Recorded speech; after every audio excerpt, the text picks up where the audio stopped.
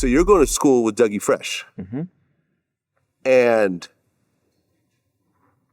they sort of had kind of like a bare bones version of the show at the time? Yeah, he did. Okay. He and was Slick Rick around also? Yeah, but Slick Rick didn't come to my house, my projects. Okay. It was just Dougie. We were introduced by a mutual friend, LaVeba.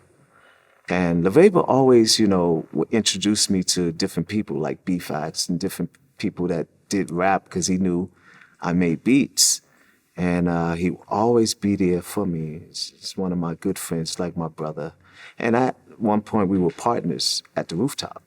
Mm-hmm. So he was like, man, I used to see LaVeba because he went to the school, I think it's 143 or something on Amsterdam. And I went to Music and Art, 3333 on 135th Street in Broadway or past Broadway. It was over there by Riverside. And I would always see him on the bus. And he always took to me like, man, what do you do? Like, you're a cool kid. And he actually looked out for me because it was a crew that used to take people's sneakers. And he was always the one like, yo, don't mess with that kid right there. And that's what I always remember about LaVeba. He would always say, come with me here. I want to introduce you to somebody. So he introduced me to Kool Moe Dee. He introduced me to Dougie Fresh because he knew all of those guys. Okay. And you helped put together the show, which one of the most iconic hip-hop records, yes. Period. I mean, it's Dougie Fresh's biggest record, one of Slick Rick's biggest records. Yes. And you actually sampled Inspector Gadget. I did. Actually, I played it. We couldn't sample it. We didn't have replayed it. Yeah, there's no samplers back then, Yeah. exactly. So you played the Inspector Gadget theme. Because it was my favorite show. That's Right. the one thing I would come home and watch, Inspector Gadget. Great show. I used to watch it too. Okay, so you put together the show. And when you put that together, was that your first sort of original hip-hop song that you recorded? Or you had some stuff with your old group, I guess, maybe? Yeah, but this was like the first. I was with Kids at Work, but I never really produced Kids at Work. I did some things. I played keys because Royal was like, you got to play. And Gene was always pushing me, to play. And then I was just learning. So I didn't want to call myself a producer then. Mm-hmm. I was just in the band, Kids at Work, and I was just a keyboard player, and, I didn't sing. I didn't want to sing.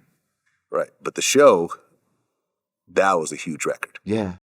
Did you feel you had something when you made it? Like, okay, this is the one. No. No? Because I didn't think I was really a part of it because I actually couldn't go to the studio because I was on punishment. And my mom wouldn't let me go, so I just said, you know what? They called me on my phone, and I told them how to make the beat over the phone. And I told them what to do with the drum machine because I would always open up the drum machine and, fiddle with the sounds and make them lower and, just to record on my little T-Act.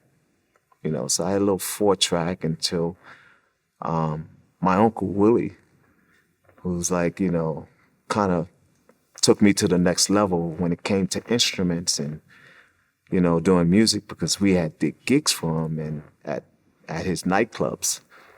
So when I got that, he bought me a recorder and keyboard and took me down for the first time to Sam Ash. And he was the first guy to take me to buy instruments. Dope. Like, professional instruments, because the ones that my father bought, it was like, for a kid. Yeah, amateur stuff. Yeah. So the Casios. Exactly. Okay, so that record comes out. Then the next year, you produce Kool Moe Dee, Go See the Doctor. No, I think I did B-Fats or Spoonie G. It was one in between that time. Okay. It was all that was being done around the same time. Okay. And before that, I was actually with two guys who were DJs and they played instruments and we used to go out and I used to bring my beatbox. My mom, my dad bought me this Curacell And this thing was, it was the beatbox. It was you push one chord and it plays the chord. You push one note, it plays a chord and the beat. So I used to come out with that, and I used to be careful because, people were getting stuff stolen, DJ equipments, and get robbed. So I used to come bring it out, and my mom said, "You bring that thing back here Right. when you finish. Don't stay out there with it." And I would bring it out and rock, and people would go crazy. And that's when I heard, Flash was on the beatbox, and it was just boom, boom, boom, boom. And I had to boom, do, do, do, do, do, do, do, do, do, do, and it was playing the chords, and people were like, "Wow, this is fly." And the DJ scratched with it, my two DJs, Freddie and Freddie. And that's really how I got acclimated with the street block parties. And it gave me more insight on what I really wanted to do as a producer. Okay. And then Kool Moe Dee's Go See the Doctor. Yes, that's when Kool Moe Dee saw me. Because he always would be out there. He would come out and start spitting on the streets, and he seen me with that curacao. And then LaVeba put us together, and I made that first beat. Right. And that actually hit the Billboard charts. Yes, It reached did. number 89 on the Hot 100 from the small little independent label Yes. out of New York. So now you're actually a charting producer for the first time. And you're how old at the time?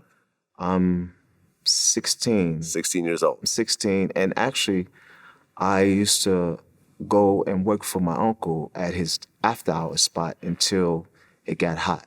And when it got hot, Is the he rooftop, told you me mean? I couldn't come there anymore, and I was sad. You're talking about the rooftop. No, this Oh, was it's a different- 404. This was the Okay, a after-hours different spot. Okay, got it. How we got to the rooftop was he partnered up with my partner, Gusto, Robert Wells, and Gusto actually, put the funding up with him to build the rooftop.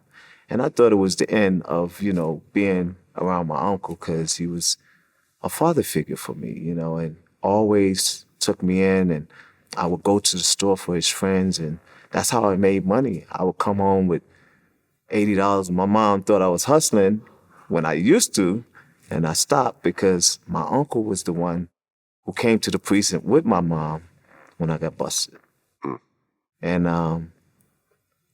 that was the end of me hustling. Okay.